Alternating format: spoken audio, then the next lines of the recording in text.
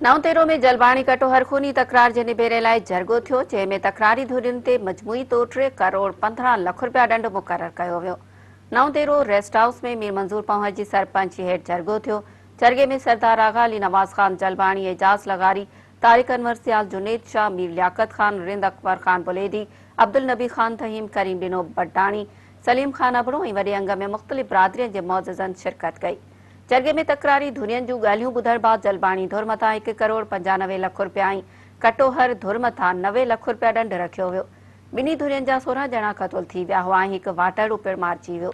जहिड़े में जलबाणियुनि जा 6 ॼणा ऐं कटोहरनि जा 10 माण्हू क़तूल थिया, जिन में 3 मासूम ॿार हिकु औरत शामिल आहिनि। हिकु ॿार जे खून जो एवज़ो 30 लख रुपया ऐं औरत जे खून जो एवज़ो 30 लख रुपया रखियो वियो। बाक़ी हर खून जो एवज़ो 15 लख रुपया रखियो वियो। जहिड़े दौरान हिकु वाटड़ू सहित नौजवान जे क़तल जो एवज़ो 30 लख रुपया रखियो वियो, जेको धुरियूं अधु भरे ॾींदियूं। मामूली ज़ख़्मी जो 1 लख रुपया ऐं वधीक ज़ख़्मियुनि जो एवज़ो वरी 7.5 लख रुपया रखियो वियो। हिकु ॿिए जे ज़ख़्मियुनि जा तफ़सील 5 ॼणनि ते मुश्तमिल कमेटी तइ कंदी।